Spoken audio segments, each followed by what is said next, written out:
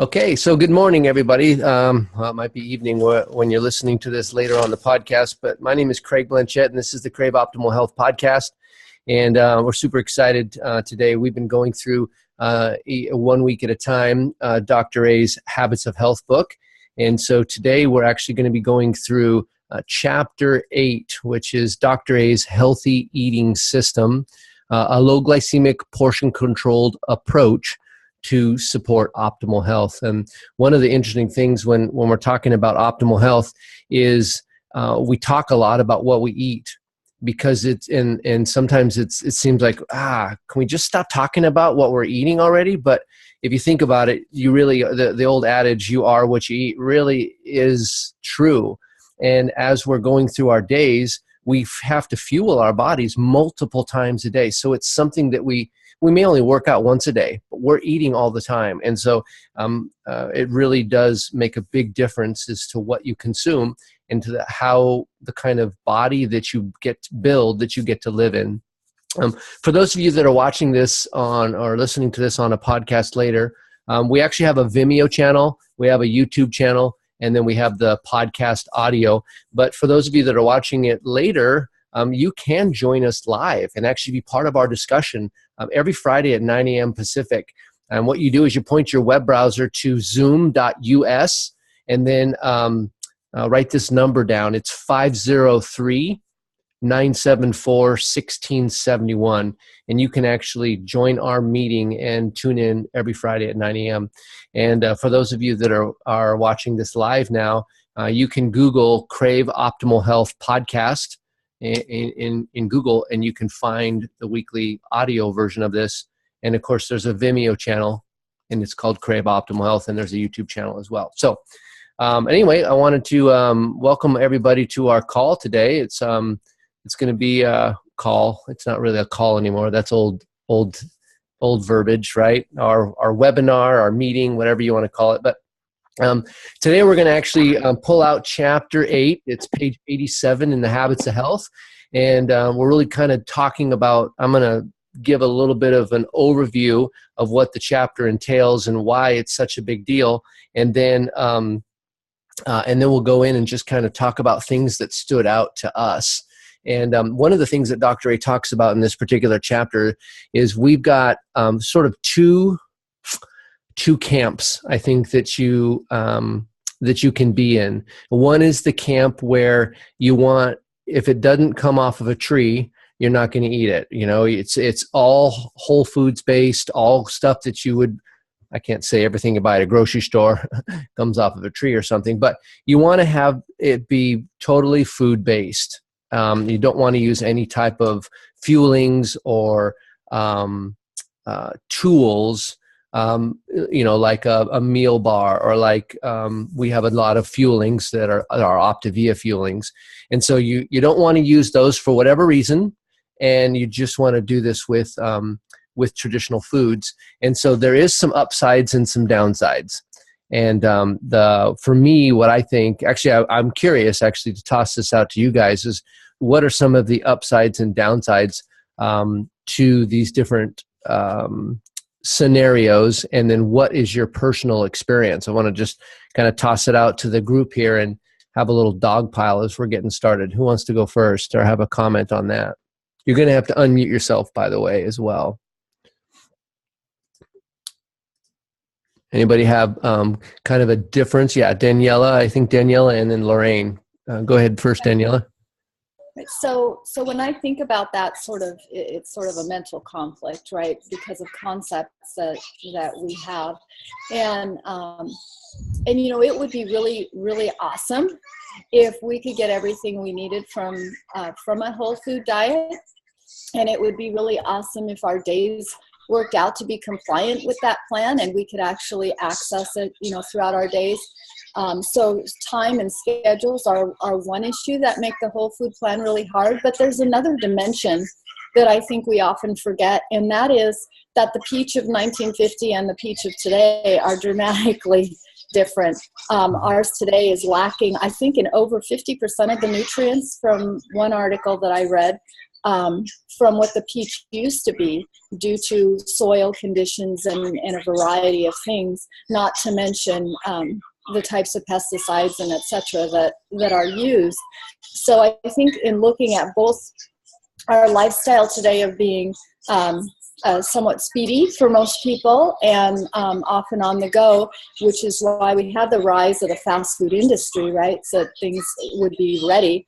And that, of course, is not healthy options for us. So between that and the fact that our actual whole food is declining in its ability to really support our healthiest of systems, we have a dilemma that almost requires that we start looking to outside sources. And I think our community knows that because they use vitamins and they use things like that. However, there's so much more to fueling our body than simply supplementing with vitamins. Mm-hmm. Yeah, thank you. That's really great. I was thinking of a joke, but I didn't want to interrupt you. That 1950s peach is moldy, though. It's really, it's gnarly. But I know what you were saying anyway, Danielle. Thanks. How about you, Lorraine? I unmuted you, so you had something you wanted to comment on? Yeah, I did, Danielle. I mean, she's ditto on all of that. So I will go into my personal experience as well as what I found with a lot of my clients.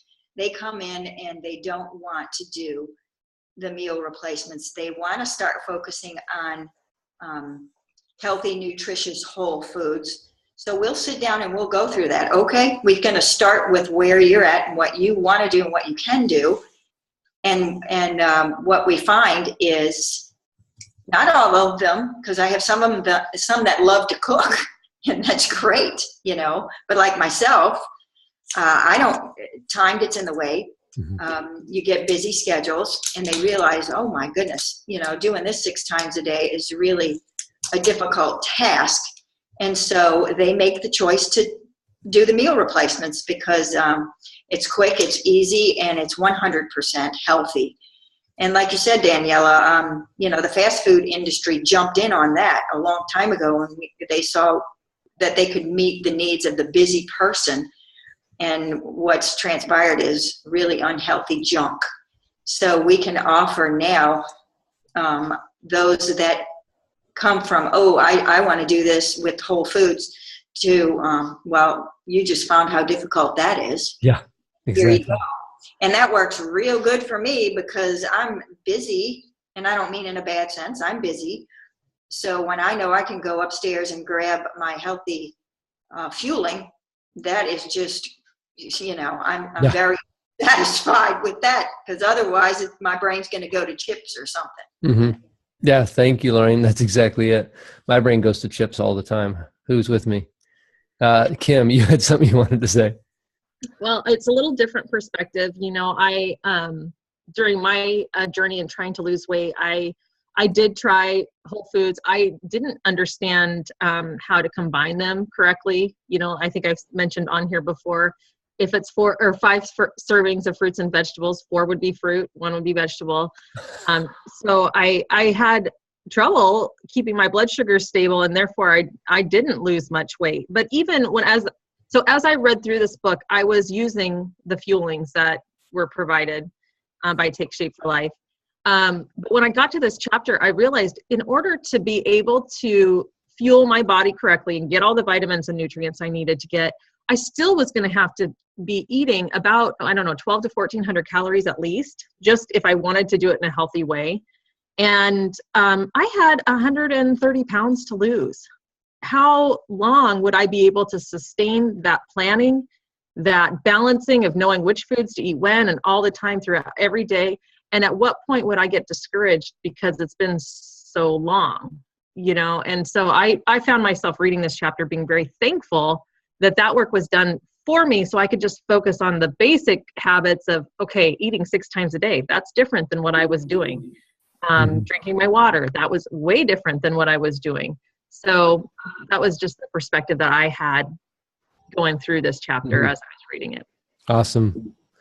Diane, you had something you wanted to say. Yeah, I do.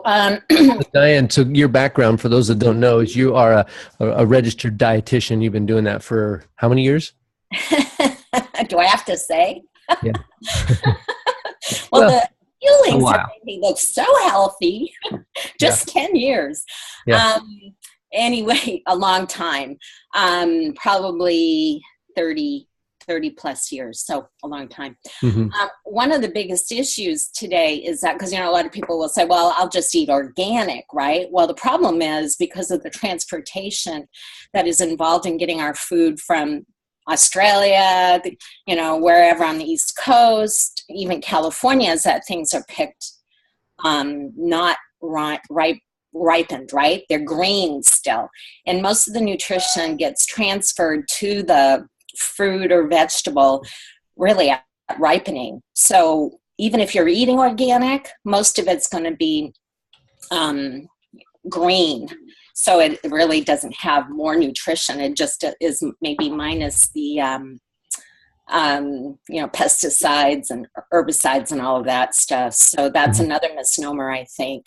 I heard a scientist say that because of the depletion of our soil, in a few years, like maybe in another decade, most of what's going to be in fruits and vegetables is mainly going to be water and fiber because of the depletion. So we can't get it all from real food anymore. Yeah. I heard that they said that 90% of the nutrients from the soil go into building the plant up until the last 12 or 15 days when it's ripening. And then it takes that nutrients and actually stores it away in it. And so it has to use those things to build itself, and then it use it to store it. Yeah. And so, Dr. A, and he talks about, I'm going to jump over here to page. I just wanted to put one more comment on that. I think it's interesting how animals will wait right till that fruit or vegetable is perfectly ripe, but they won't touch it prior to that. Isn't that interesting? I didn't know that, but that's. Oh yeah. You watch the birds, they won't even touch my blueberries until just when they're ready. And you got to be out there. Yeah. You see birds eating your fruit. You got to get out there, man. That's your first cue and when to go picking.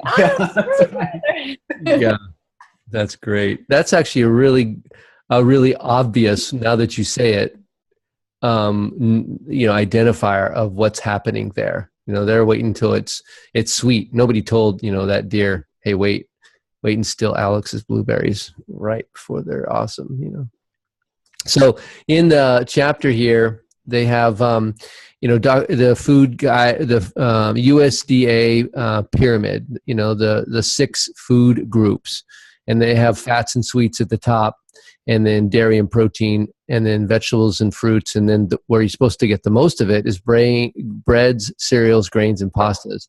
And he says, don't listen to that, basically. If you want to be fat, do that, And he talks about actually the upside down food pyramid, and actually the USDA I think has changed their food pyramid. It doesn't look like that anymore, and it's more vegetables and fruits, and then protein, and then starches are less than that. And so he has this idea of a plate, and you do 50% of your plate is fruits and vegetables, 25 protein, and 25 starches. And so vegetables are considered and are carbohydrates, but they're not the refined carbohydrates like you would find it in a pasta or a rice or a thing like that. And so that's how he's talking about in here. Another thing on page 90 talks about, the way to fuel yourself 6 times a day, having breakfast, and then a few hours later, a snack, and then lunch fueling, and then a mid-afternoon fueling, and then dinner, and then an evening fueling. And now I'm curious, just in that guideline of eating 6 times a day, I know you guys, oftentimes, many of you are subscribing to this and it's working. But here's a question, is a lot of times I hear people say, well, I don't eat after 6 o'clock at night. Have you heard people ever say that? Oh, I don't eat late at night. And the Dr. A says that there should be an evening fueling. Anybody want to comment why that might be, or your personal experience? You can unmute yourself and jump in, or you can raise your hand, either one. Yeah, Betsy, you're first. Yep. Well, I'll jump in. I think part of that is the old stories that we always heard, that people are overweight because they eat late at night. And that kind of goes to the bazillion weight loss programs I did before Take Shape, where, just stay out of the kitchen after your evening meal. And it took a long time for Les and I to transition away from that. It was pretty easy for me because I was on the 5 and 1, but now literally we enjoy a MetaFast dessert or a MetaFast fueling just, about 7 o'clock at night. We sleep like babies. We feel like $1,000,000 when we wake up in the morning. And I really believe a lot of that is due to the glycemic balance of some protein and some carbs to fuel our bodies as it goes into rest and rebuild mode. Yeah, that's great. Yep. Anybody else have a comment on that? I will. Yeah. So in the fitness industry, we were always taught that same thing that, you want to stop eating after 6, 7 o'clock at night, have a couple hours to 3 hours before you actually go to bed. And the main reason why we were taught that was because, people are going to be sleeping, so they will eat those foods and they'll get stored as fat. And that was based on the predication that most people were not properly metabolizing. They were going to basically have their body just be in that shutdown mode. And it's the nighttime, so you're moving less, burning less calories. Therefore, you need, no calories coming in when you're not burning. And obviously our program, when you're in fat burn, is totally different in that, your body's using up all of the fuel. It's in a metabolic state where it is prioritizing fat. Once a person transitions, though, to where they are glycemically balancing through foods external, because there's no more fat to use off of you, there is a reason to be a little more cautious of, how much food you're eating towards the evening if you're really not needing it. If you're, and that's just the main thing, are you tapping your energies out there? It's just a mindful thing of expenditure at that point in time. Mm-hmm. Yeah. And one of the things I've thought about that is it's more important to focus on what you're eating than it is when you're eating, because 100-calorie, fueling break or fueling snack in the evening is probably it's not going to hurt you at all, especially if you had dinner at 5. So around 8, having 100-calorie, glycemically balanced fueling snack would be great. Having a big bowl of ice cream maybe is a different thing. Even a small bowl of ice cream. And on that note, Craig, that was actually, again, the main reason as fitness people we were telling clients that is because it was a fail safe against them eating, because we didn't know what to tell them to eat. Right. Like, just don't eat after 8 o'clock, Yeah. And that's easy for them to get. Obviously, it's so easy for them to get that a lot of them got it. They just don't eat. Yeah, Daniela? So when I'm thinking about all of this, the line that stuck out to me when I read this book initially, and I still have my initial highlights, is it teaches you how to build a permanent eating strategy for health, right?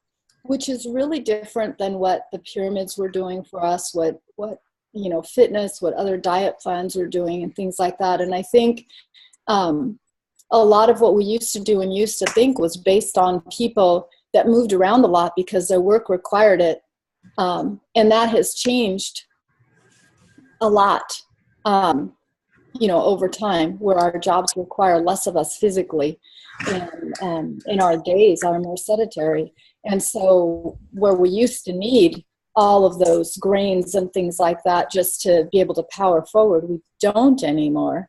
And so we needed to build a different strategy for building a permanent eating system that would keep us healthy and fit at the same time. Mm-hmm. That's so well said. Yeah. And that's so, yeah, exactly. I love it. So here's a concept I had, and we're just getting ready to close up. We got about 6 minutes left. Sometimes when I think, I call it idealistic thinking. And so let's see if I can unpack this here in just a minute or two.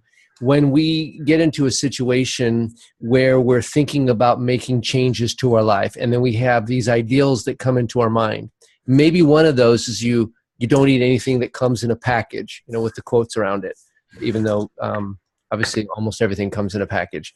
Or you don't eat processed foods, or you want to eat all organic, or things like that.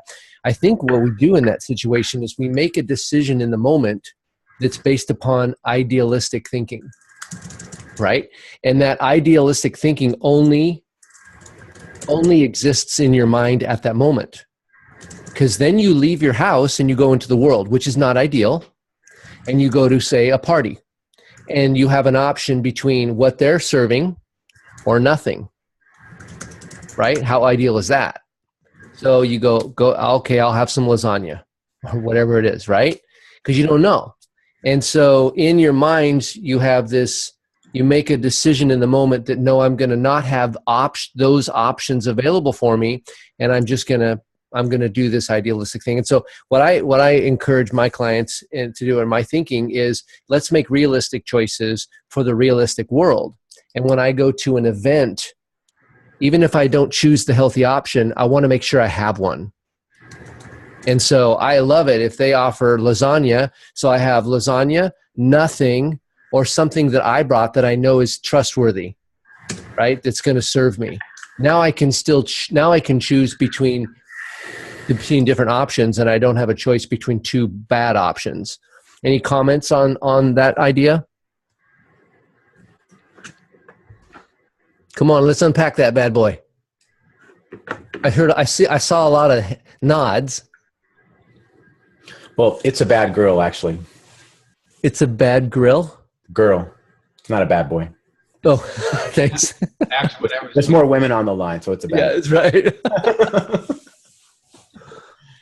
Martin? Yeah, when you were just talking about having an avoidance to things or the concept of I'm not going to eat anything that's packaged. I want everything is whole food. So unless I'm only shopping in 2 sections of the store, that's not going to be possible. But what came to mind is, I'm going to choose something that's not packaged. So if I eat at McDonald's, it's not packaged. I'm going to get my French fries and my burger, and it's all ready to go. Not realizing that where it came from was pre-frozen patties that were in a package, prepared French fries that came in a package that were frozen, that were dumped in oil. Mm-hmm. Exactly. But just that whole concept of, unless we're, tilling our own, we have an acre outside our house and we're growing our own food. It's not realistic. So let's do something that's realistic. Yeah, exactly. Progress. So just as we're finishing up the chapter here, as we're getting to page 90 and 91 and 92, this is the main point of, I think, really this idea that Dr. A talks about eating and eating strategy. And it's your optimal eating schedule is to have low glycemic breakfast, low glycemic fueling snack. Actually, all of them are low glycemic, but you eat about every 3 hours throughout the day, and you keep your insulin level. You notice on that chart there, you have the baseline insulin, which is the white line, and then you have your baseline glucose level, right? That's the low end glucose. And so what you want to see is that as your blood glucose rises and lowers, that your insulin level follows it. It usually trails it a little bit. And you want your insulin level to stay around the baseline and not be elevated all day because you have high glycemic foods and your insulin is over responding. And so this type of eating strategy is going to feel much, much different inside your body than the traditional high glycemic meals where your insulin stays elevated all day. And there's lots of byproducts, negative byproducts for your health when you eat high glycemic foods, that your insulin level stays elevated all day, and that leads to chronic low-grade inflammation and just there's a weight gain, just a lot of different problems for our health. So anyway, I hope this has been great for you guys. Thanks for your participation today as we review Dr. A's Habits of Health Chapter 8. And we'll hope you tune in next week. We'll be going through Chapter 9. And Chapter 9 is Choosing Wisely. And it's Dr. A's color-coded shopping system. So we'll see you next time on the Crave Optimal Health podcast.